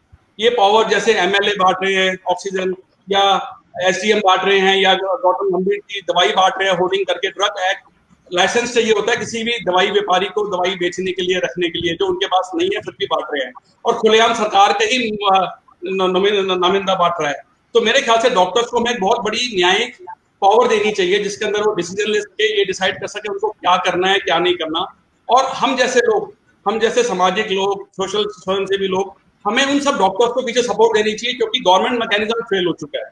आज सिलेंडर्स पहुंचाने का काम, आज प्लाज्मा इकट्ठा करने का काम, आज प्लाज्मा की पॉलिसी, प्लाज्मा की टेस्टिंग, ठीक है प्लाज्मा मैं मानता हूँ अभी जरूरी नहीं है, लेकिन आज के लोगों के लिए जरूरी है। उनके लिए आज प्लाज्मा एक ऑक्सीजन बना हुआ है। मेरे पास भी महेश त्रिखा जी जैसे 200-300 फोन आ रहे हैं, और इतनी शर्मिंदगी होती है फोन सुनते हुए, क्योंकि हमारे पास अब तक सरकार ने पॉलिसी नहीं करी अभी तक प्लाज्मा इकट्ठी करने की। अभी गवर्नमेंट ने पॉलिसी नहीं बनाई कि नवंबर का प्लाज्मा भी अलाउड हो जाना चाहिए, जिनको नवंबर में कोविड हुआ था। जितने लोग टेस्टिंग करने जा रहे हैं, मालूम पड़ा है उनकी एंटीबॉडीज पर्याप्त नहीं है, जो नवंबर में कोरोना इफेक्टेड हुए थे। तो आधी हमारी एनर्जी उसमें खराब हो रही है, टेस्टिंग करवाने लेके जाना, और मालूम पड़ता है उसके 70 एंटीबॉडीज है, जबकि चाहिए 150, 200, 300, 500 चाहिए, तो वो इनएलिजिबल हो रहे हैं। और दूसरी सबसे बड़ी प्लाज्मा की जो दिक्कत आई है, जो देश में आई है, ये कोरोना जो देखा गया गरीबों को नहीं हुआ। आज हमारे ब्लड बैंक जो भरे थे, जिस गरीब को 2 वक्त की रोटी नहीं मिलती थी, वो ब्लड बेच के अपना काम चलाता था। प्लाज्मा सब बड़े लोगों को हुआ है। अगर आप किसी को बोलेंगे 20,000 रुपए ले ले, बोलेगा 10 लाख मेरे से ले ले, तो मुझे अपना प्लाज्मा दे दे। तो इसलिए भी प्लाज्मा की शॉर्टेज हो रही है। किसी हद तक प्लाज्मा चलो कारगर, मैं मानता हूँ मेडिकली 50% होगा, लेकिन साइकोलॉजी बहुत बड़ा काम कर रहा है प्लाज्मा। जैसे ही पेशेंट को नौबत आती है हॉस्पिटल जाने की, उसके घर वाले बिना ब्लड ग्रुप पता करे, बिना प्रिस्क्रिप्शन डॉक्टर से लेके हम लोगों को फोन करना शुरू करते हैं, प्लाज्मा अरेंज करो, प्लाज्मा अरेंज करो, जो एक सही नहीं है। तो हमें एक हेल्थ पॉलिसी, एक गवर्नमेंट डायरेक्शन, एक हमें कोई अभी तक गवर्नमेंट का कोई रिप्रेजेंटेटिव ऐसा नहीं है जो हर 1 घंटे बाद, 2 घंटे बाद एक नेशनल पॉलिसी बनाए, उसको अनाउंस करे, पब्लिक में राहत पैदा करे, पब्लिक में अरेंजमेंट मैनेजमेंट को बताए। अभी हम सब लोग व्हाट्सएप के माध्यम से एक दूसरे को राहत दे रहे हैं, सहायता दे रहे हैं, खबर दे रहे हैं। क्यों नहीं एक डेडिकेटेड गवर्नमेंट चैनल चला अब तक पब्लिक को बताने के लिए, यहाँ ऑक्सीजन मिल रही है, यहाँ बेड्स खाली है, यहाँ बेड्स भरे हुए हैं। क्यों हम लोग एक छोटे नेटवर्क में, अभी तो एक ये हो गया है, हम लोग डेवलप्ड नेशन की बजाय हम लोग एक कस्बे की तरह काम कर रहे हैं। जो अफ्रीका में कस्बे होते हैं ना, कस्बे का एक चीफ होता है, मुखिया होता है, हम तो उस लेवल पे काम कर रहे हैं। अपने आप, अपना खाना, अपना पीना, अपना बचाना, अपने आप को ऑक्सीजन प्रोवाइड करना, ये सब लोग, हम लोग अपने कस्बे लेवल, लोकेलिटी के लेवल पे कर रहे हैं। गवर्नमेंट कुछ नहीं कर रही। पिछले 1 साल में पॉलिटिक्स चलती रही, 1 साल में कोई प्रावधान कोरोना का नहीं हुआ। हम सब लोग तैयार थे, लेकिन हम लोगों को भी डायरेक्शन चाहिए करने की। अपने आप हम सड़क पे नहीं निकल सकते, एकत्र होना पड़ेगा। बिल्कुल सिद्धार्थ जैन जी, डायरेक्शन चाहिए, और डायरेक्शन देने के लिए ही सरकारें होती हैं, इसीलिए उनको अलग अलग बनाया गया है, को बांटा गया है सेंटर में कि कौन कहां किसको किसको लीड कर सकता है, किसको किसको चीजें गाइड कर सकता है। पूरी हायरार्की है, लेकिन सिस्टम पूरी तरह से कोलैप्स है, क्योंकि सारे के सारे लोग, सारा का सारा सिस्टम सिर्फ और सिर्फ अपने फायदे के लिए, अपनी बेहतरी के लिए काम करता है कि हमें इससे कैसे फायदा होगा, क्या फायदा होगा, उससे किसी को कोई लेना देना नहीं है। यही कारण आज अदालत ने यह भी कहा है कि मेडिकल इमरजेंसी के हालात है, और मेडिकल इमरजेंसी के हालात हैं तो नो डाउट जो सिद्धार्थ जैन कह रहे हैं कि डॉक्टर्स को ही इसकी कमान सौंपी जानी चाहिए। जी, आप कोई कुछ कह रहे थे सर? मेरा क्वेश्चन था, जन क्वेश्चन, बोलिए। जो फ्री डिस्ट्रीब्यूशन ऑफ मेडिसिन, ये होर्डिंग हो सकता है? डॉक्टर अंशुमन जी, क्या सवाल है आपका? जो अभी बताया गया कि ट्वीट किया है एक गौतम गंभीर जी ने शायद, और वो फ्री डिस्ट्रीब्यूशन कर रहे हैं, तो यहाँ पे आप कह रहे हैं कि वो काइंड ऑफ होर्डिंग, तो होर्डिंग में तो लोग कमाने की बात करते हैं, अगर ये फ्री डिस्ट्रीब्यूशन है तो ये क्या होर्डिंग में आएगा क्या? ये तो कि बाकी लोग होर्डिंग ना करें, ये शायद उनको फेलिसिटेट, बिल्कुल, इसको ऐसे है, अगर मान लीजिए कोई भी एमपी अपने एमपी फंड से मदद करना चाहता है तो मदद कैसे करेगा? मदद करेगा जहां पे ग्राउंड लेवल पे इलाज चल रहा है वहां पे ये मेडिसिन जिसको भी फ्री देना चाहते हो उपलब्ध कराएं। अभी क्या होगा, इसमें बिचौलिए आ जाएंगे, उनके यहाँ से फ्री मेडिसिन प्रोक्योर की जाएंगी और ये मेडिसिन बेची जाएंगी। यही बिचौलियापन मैं खत्म करना चाहता हूं कि इस तरह से unscientific method of drug distribution क्यों हो। जब ड्रग डिस्ट्रीब्यूशन का जो ड्रग कंट्रोलर ऑफ इंडिया है उसके गाइडलाइंस हैं, who can dispense the medicine, what kind of prescription, क्या सिवियरिटी उसको देना है। इसमें तो कोई भी पहुंचेगा वहां पे कहेगा देखो जी लिखा हुआ, एक पर्चा लेके आ गया, मुझे दे दो फेविफ्लू। उसके बाद ये होर्डिंग चालू होगी और फिर यही ब्लैक मार्केट में बेची जाएगी दवा। ये एक साइंटिफिक मेथड नहीं है दवा बांटने का, इसलिए मैं ये बात कह रहा हूं। जो साहब कह रहे थे कि डॉक्टरों को पावर देना चाहिए, बहुत समय से मैं डिमांड कर रहा हूं कि इंडियन मेडिकल सर्विसेज जैसे आईएएस होता है, इंडियन एडमिनिस्ट्रेटिव सर्विस, आईएमएस बनाइए। हर डॉक्टर को चाहे वो किसी भी ब्रांच का आईएमएस क्वालिफाई करना होगा। उसके बाद 2 मेन शाखाएं इसकी बनेगी, एक एडमिनिस्ट्रेटिव, एक क्लिनिशियन। क्लिनिकल वाले फर्दर आगे पढ़ाई करें, जाके जो भी सब्जेक्ट चाहें उसके एक्सपर्ट बने। एडमिनिस्ट्रेटिव वाले एडमिनिस्ट्रेशन लाइन में घुसे और वो joint secretary, under secretary, principal secretary इस रैंक में जाए, लेकिन वो डॉक्टर हो, कम से कम मेडिकल की नॉलेज हो और उसके बाद मेडिकल मैनेजमेंट के लिए काम करे। और इसका हेड एक मेडिकल टास्क फोर्स एक ग्रुप हो जो हर समय काम कर रहा हो, इमरजेंसी में भी, अदरवाइज भी कंट्री में स्वास्थ्य सेवाएं कैसे चले उसके मैनेजमेंट के लिए। तो जब इस तरह के क्लिनिशियन और एडमिनिस्ट्रेटिव डॉक्टर्स ज्वाइन करके काम करेंगे तो बेहतर स्थिति होगी। आप कई कंट्री में ऐसा देखेंगे, इस तरह का सिस्टम चल रहा है, लेकिन हमारे हिंदुस्तान में ये सिस्टम इसलिए नहीं देना चाहते हैं कि इनके हाथ से मेजर पावर कह सकते हैं या करप्शन का एक रास्ता ये निकल जाएगा, इसलिए नहीं करते। अगर हमारे हेल्थ जी, मिनिस्टर पावर तो के साथ करप्शन जुड़ा हुआ है। वीरेंद्र गोयल जी ने हाथ उठाया था। वीरेंद्र गोयल जी। जी रविंद्र जी, सिचुएशन की नजाकत को देखते हुए मेरे कुछ सुझाव हैं, एक नीतिगत है और एक भावनात्मक है। नीतिगत में यह है कि जो डॉक्टर साहब ने अभी बात कही कि रेमडेसिविर, प्लाज्मा प्लस और भी दवाइयां हैं जो आज मैं महसूस कर रहा हूं। मैं अगर एग्जांपल दूं तो आज अगर हमारे पास सपोज 300 कॉल अगर हमने रिसीव करी है सुबह से, उसमें से 150 प्लस कॉल्स जो हैं वो रेमडेसिविर की हैं। मैं सरकार से या जो भी अथॉरिटी है उनसे आपके चैनल के माध्यम से गुहार लगाना चाहता हूं, रिक्वेस्ट करना चाहता हूं कि इमीडिएटली विद इन 2-3 आवर्स एक नीति बनानी चाहिए कि अगर रेमडेसिविर और प्लाज्मा थेरेपी कारगर नहीं है तो आज से ही एक डायरेक्शन इशू हो कि डॉक्टर्स को मना किया जाए या गाइडलाइंस दी जाए कि कब देनी है कब नहीं देनी है। अगर ये काम हो जाए तो रविंद्र जी मैं आपको गारंटी कर सकता हूं जो इस समय देश का प्रेशर है, देशवासियों के ऊपर प्रेशर है, 25% प्रेशर खत्म हो जाएगा। और वो बेहतर बेड ढूंढने के लिए, बेहतर दवाइयां लेने के लिए, बेहतर डॉक्टर को ढूंढने के लिए वो अपना समय लगा सकते हैं। ये तो मेरा एक नीतिगत सुझाव था। दूसरा भावनात्मक, रविंद्र जी मैंने देखा है बड़े बड़े लीडर्स जो सो कॉल्ड समाज सेवक हैं, उन्होंने एक व्हाट्सएप बनाया हुआ, उसमें 10-5 नंबर डाले हुए हैं, वो धड़ाधड़ फॉरवर्ड करे जा रहे हैं। मेरी उनसे हाथ जोड़ के विनती है कि जब तक आपका वेरीफाई किया हुआ नंबर नहीं हो उसको मत फॉरवर्ड कीजिए। अगर आप वाकई किसी की हेल्प करना चाहते हैं तो बेहतर है कि आप उनकी कोई हेल्प ना करें, उन्हें उनके हाल पे छोड़ दें। वो उनका दिमाग काम करेगा, वो बेहतर तरीके से काम कर पाएंगे। मैंने खुद जितने भी व्हाट्सएप पे ये नंबर्स आते हैं, मैं जब उनको फोन करता हूँ आधे से ज्यादा टेलीफोन नंबर एग्जिस्ट नहीं करते हैं। उसमें से बैलेंस में से 50% कोई उठाता नहीं है, और अगर उठाता है तो वो गलत होता है या उसका रिस्पॉन्स कुछ नहीं होता। तो मैं जो पेशेंट के अटेंडेंट ऑलरेडी ओवरबर्डन्ड हैं उनको हमें ओवरबर्डन नहीं करना चाहिए। आप अगर मदद करना चाहते हैं तो इस तरह के मैसेज मत भेजिए, और अगर भेज रहे हैं तो आप बोलिए कि मेरी इनसे बात हो गई है, आप इस नंबर पे बात कीजिए, शायद आपकी कोई हेल्प हो जाए।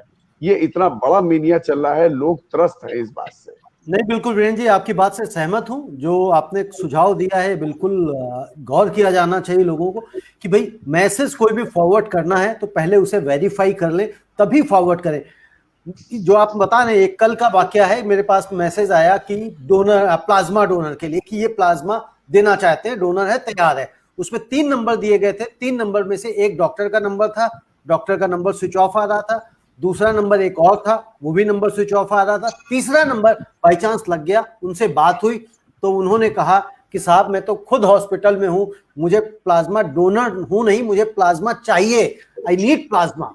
तो ये सिचुएशन है, कौन क्या कैसे मैसेज बना के भेज देता है। एक व्यक्ति ऑलरेडी परेशान है, पता लगता है कि वो और परेशान हो रहा है, तो इसके ऊपर भी हमें ध्यान देना चाहिए। डॉक्टर अंशुमान, एक छोटा सा क्वेश्चन है, किसी भी सज्जन ने किया था यहाँ पे, वो भी मैं आपसे ले लेता हूँ, और शायद सिद्धार्थ जैन जी भी कुछ आपसे पूछना चाह रहे थे, फिर इसके बाद हम इसे वाइंड अप करेंगे। ये पूछ रहे, पूजा जैन पूछ रही है, इज वैक्सीनेशन इनएफेक्टिव? वैक्सीनेशन लगाना कितना जरूरी है? बिल्कुल बिल्कुल, वैक्सीनेशन अभी तक के शोध से इफेक्टिव है। अलग अलग एक प्रोटेक्शन रेट है, जैसे कोविशील्ड का 72% बताया है, 79 to 80% है कोवैक्सीन का। स्पुतनिक वी अभी लॉन्च हो रही है, मतलब लॉन्च तो हो चुकी है रसिया में, इंडिया में आने वाली है, उसका 91.6% है। तो ये है, किसी भी वैक्सीन को डेवलप करने में सबसे प्रायोरिटी देखी जाती है, क्या इफेक्टिव है? आंसर मिलता है यस इफेक्टिव है। सेकंड देखा जाता है क्या सुरक्षित है। अगर सुरक्षित है तो इसको उतारा जाता है ट्रायल के फेजेस से, फेज 1, फेज 2 और फेज 3, जो 26 से 28,000 वॉलंटियर पे ट्राई किया जाता है, तब जाके इसको पब्लिक यूज के लिए दिया जाता है। पहली बात। दूसरी बात, अब तो हेल्थ केयर वर्कर मैक्सिमम लोग दोनों डोज इनोकुलेट, जैसे मुझे भी दोनों वैक्सीन लग चुके, उन लोगों में एंटीबॉडी टेस्ट किया जा रहा है, तो परसिस्टेंस ऑफ एंटीबॉडी पाया गया। अभी तक ये हालत है, लेकिन ये क्या हालत कारगर रहेगी? अगर जल्द से जल्द हमने ट्रांसमिशन की चेन को नहीं रोकी तो कोरोना वायरस इतना म्यूटेट कर जाएगा फर्दर कि ये वैक्सीन ना कारगर हो जाएगी। इसलिए आज की सुझाव नंबर 1, वैक्सीनेशन, जो मैं पहले से कह रहा हूं, वैक्सीनेशन ड्राइव बढ़ाइए। 18 से ऊपर के सबकी एज ग्रुप में टेस्टिंग हो चुकी है, ट्रायल में सक्सेसफुल वैक्सीन है। सारे लोगों को जितनी जल्दी हो सके वैक्सीनेट कीजिए, नंबर 1। नंबर 2, उसके बाद भी कुछ दिनों के लिए एडवाइजरी जो प्रोटोकॉल है, मास्क लगाना, हाथ धोना और दूरी रखना, मतलब गैदरिंग में नहीं जाना, उसको पालन करें। बार बार मैं कह रहा हूं, कोरोना वायरस एक सेकुलर वायरस है, इसको कोई फर्क नहीं पड़ता है किस मजहब से, जाति से हैं। मॉल हो, मूवी हो, मंदिरालय हो, मंदिर हो, मस्जिद हो, हर जगह अगर भीड़ कहीं इकट्ठी हुई कोरोना वायरस आएगा। तीसरी बात, ये जो पैनिक वाली स्थिति थी उसको ना करके आप इंतजाम ऐसा करें, जैसे आज मेरे पास एक फोन आया, 96 सैचुरेशन है, कोरोना पॉजिटिव है, जल्दी भर्ती कराइए। मैंने पूछा क्या करोगे भर्ती होके? तो उन्होंने कहा कि सब लोग भर्ती हो रहे हैं इसलिए मुझे भी भर्ती होना है। तो इस चीज से बचिए, सब लोग भर्ती हो रहे हैं इसलिए आप भर्ती हो, ऐसा ना करें। अगर इस तरह से आज स्ट्रीमलाइन पॉलिसी करते हैं और एक मिक्सचर ऑफ पॉलिसी कहते हैं कि क्या क्या समस्याएं आ रही हैं अलग अलग स्टेट के हिसाब से, उन समस्याओं का निदान करके एक स्ट्रेटजी बनाई जाए, गाइडलाइन तैयार किया जाए। इंडिया में 1 कंट्री 1 पॉलिसी अभी इन टाइम ऑफ इमरजेंसी चले, और national central government should act as an anchor to control the entire country. और अगर ऐसे नहीं समझ में आता है तो मेडिकल टास्क फोर्स का गठन करें, लेकिन उसमें मेरी गुजारिश ये है कि चाटुकार लोगों को, नेताओं को खुश करने वाले लोगों को मत रखिएगा, नहीं तो वो इस इमरजेंसी से निकालने में नहीं, डुबाने में आपकी मदद करेंगे। ये आज भी अगर स्ट्रेटजी तैयार करते हैं, लेकिन अनफॉर्चुनेटली कोरोना की गाड़ी में ऐसा ब्रेक है, एक्सीलेटर पकड़ने के बाद अगर ब्रेक लगा भी दिया तो कई माइल तक ये खींचेगा। जैसे आज भी मेरी बात सुन के अगर ये लोग काम करना चालू करें, कम से कम 1.5 महीने बाद जाके इसका असर आएगा। इस तरह की गाड़ी है। अगर ये सुझाव मान सकते हैं तो माने और पूरा करें। जी, सिद्धार्थ जैन जी, आप डॉक्टर अंशुमान से जो क्वेश्चन पूछना चाहते हो पूछिए, लेकिन उससे पहले मैं साथ में डॉक्टर अंशुमान एक क्वेश्चन और मैं महेश त्रिखा जी का ऐड कर देता हूं, उन्होंने लिख के ही भेज दिया है क्योंकि समय शॉर्ट है। वो कह रहे हैं कि भाई जब डॉक्टर हर्षवर्धन जो हमारे देश के स्वास्थ्य मंत्री हैं, वो खुद ही एक डॉक्टर हैं, तो हम ये क्यों समझते हैं कि वो एक नॉलेजेबल व्यक्ति नहीं है? जी, मैं इसका जवाब देता हूँ। खुद डॉक्टर हैं, नॉलेजेबल हैं। उसके पहले जो मैंने बात कही थी उस पर शायद उन्होंने गौर नहीं किया कि पार्टी अलग होती है, गवर्नमेंट अलग होती है, लेकिन अनफॉर्चुनेटली हमारे देश में समस्या ये है कि पार्टी के लोग सरकार में आने के बाद, उस संवैधानिक कुर्सी पे बैठने के बाद भी पार्टी कार्यकर्ता की तरह बिहेव करते हैं, मतलब पार्टी की लाइंस बोलेंगे। यही उनको रोक रहा है कहीं ना कहीं। नहीं तो अभी हिंदुस्तान की हालत, यही डॉक्टर हर्षवर्धन है जिन्होंने पोलियो उन्मूलन भारत से कराया था और इनको मेगासेसे अवार्ड मिला था। तो इनके कॉम्पिटेंसी मुझे कोई शक नहीं है, लेकिन ये बंधे हुए हैं क्योंकि एक खास पार्टी से जुड़े रहने के कारण उनको पार्टी लाइन फॉलो करनी पड़ेगी। लेकिन इमरजेंसी छोड़ दें प्लीज। इमरजेंसी में अगर आपने हैंडल कर लिया अच्छे से, मैं गारंटी देता हूं जिन जिन नेताओं ने अच्छे से हैंडल कर लिया, आप बार बार इलेक्शन जीतते रहेंगे। आपको ना ऐड की जरूरत होगी, ना किसी एडवर्टीजमेंट की, ना रैली करने की। आप काम करके दिखाइए, पब्लिक बहुत सेंसिटिव है, बहुत समझदार है, आपके काम को समझ लेगी, आकलन कर लेगी, आपको ही जिताएगी। जी सिद्धार्थ जी। सर मैं कहना चाहूंगा, जैसे आज ऑक्सीजन की त्राही मची हुई है, हमें पर्याप्त मात्रा में ऑक्सीजन नहीं है, क्यों नहीं है? फॉल्टी प्लानिंग की वजह से। वैसे ही हमारी सरकार ने कुछ हफ्ते पहले वैक्सीनेशन एक्सपोर्ट शुरू कर दिया। कितनी कंट्रीज को, मालदीव्स को और कंट्रीज को फ्री में ऑक्सीजन वैक्सीनेशन जा रही है, और अचानक अब 18 साल की वैक्सीनेशन खोल दी 1 मई से। तो मेरे ख्याल से जो आज जो ऑक्सीजन की सिचुएशन है, शायद हम 1 महीने बाद सेम सिचुएशन, हम सेम आपके पैनल के ऊपर बैठे हुए वैक्सीनेशन की शॉर्टेज के बारे में बात कर रहे होंगे। वैक्सीनेशन शॉर्ट क्यों हुई? अंशुमन जी ने कहा वैक्सीनेशन करवाना बहुत जरूरी है फ्यूचर में मास हर्ड कम्युनिटी इम्यूनाइजेशन करने के लिए। तो वैक्सीनेशन गवर्नमेंट ने किस पॉलिसी के नाते एक्सपोर्ट करा? और जब जिस दिन वैक्सीनेशन की शॉर्टेज होगी, फिर उस दिन हम लोग हाई कोर्ट और सुप्रीम कोर्ट के दरवाजा ठटकाएंगे और उनको बोलेंगे कृपा करके वैक्सीनेशन अरेंज करवाइए। तो हम किस चक्रव्यूह में घूम रहे हैं और इसका हम लोग कहाँ पहुंचेंगे? आज नहीं, राजीव गांधी जी भी कहते आए 21वीं सदी में जा रहे हैं, 21वीं सदी भी अब शुरू हो गई, आधी हो गई। तो हम लोग इस चक्रव्यूह से कब निकलेंगे? मुझे समझ में नहीं आ रहा है। कौन हमारे आगे आके निकलेगा? कौन नेता ऐसा है? जी, जो लोग मेरे सोशल मीडिया पे जुड़े हुए हैं, या तो मेरे फेसबुक से या ट्विटर से देख सकते हैं, पीछे टाइमलाइन पे जाइए, फरवरी 2020 से मेरे पोस्ट को देखिए। आपको लगेगा कि जब 6 महीने, 8 महीने, 1 साल पहले मैं ये सब प्रिडिक्ट कर रहा हूं, साथ में समाधान बता रहा हूं, तो जो आपने बात की वैक्सीनेशन क्राइसिस की, वैक्सीनेशन क्राइसिस नहीं होगी। बहुत स्ट्रेट बताता हूं कैसे।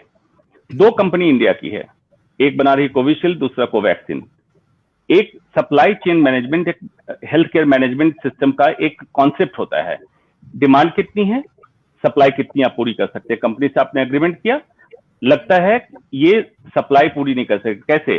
शॉर्ट स्पैन ऑफ टाइम में मैक्सिमम वैक्सीनेशन करने की बात मैं कह रहा हूं। ये नहीं कि वैक्सीनेशन को 2 साल आप लंबा खींच लें। तो स्पुतनिक वी आपने जैसे परमिशन दी, इसी तरह से जितना शॉर्ट सप्लाई आपको पड़ रहा है, ये दूसरी कंपनी को भी अलाउ करें और वैक्सीनेशन प्रोग्राम करें। इसमें आप बिल्कुल मत समझिएगा, कई लोग इस बात से नाराज होंगे कि किसी फार्मा कंपनी लॉबी और इसके चक्कर में मैं नहीं पड़ता हूं। जो पर्सनली मुझे नहीं जानते हैं वो जान जाइए, फिर इस तरह की टिप्पणी कीजिएगा। कहने का मतलब ये है, जो डिमांड आने वाली है, अभी से स्ट्रेटजी बनाइए और उतने वैक्सीन की उपलब्धता कराइए। वैक्सीनेशन क्राइसिस नहीं होगी। लेकिन स्ट्रेटजी कौन बनाएगा? नेता लोग ही बनाएंगे, और आप देख रहे क्या हो रहा है देश में। जी, यही अफसोस की बात थी। तभी मैंने ऑप्शन दिया था long term strategy IMS, Indian medical service की, short term strategy medical task force, visionary unbiased clinical practice के डॉक्टर्स, उनका मेडिकल टास्क फोर्स बनाओ।